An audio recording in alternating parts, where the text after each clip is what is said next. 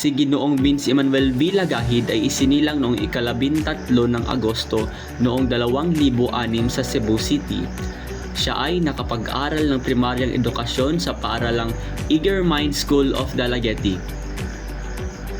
Ipinagpatuloy niya ang kanyang sekundaryong pag-aaral sa Dalagetty National High School. Kasulukuyan namang nag-aaral ng ika-12 baitang sa Dalagetty National High School at naghahandang kumuha ng entrance exam sa Cebu Institute of Technology University at De La Salle University.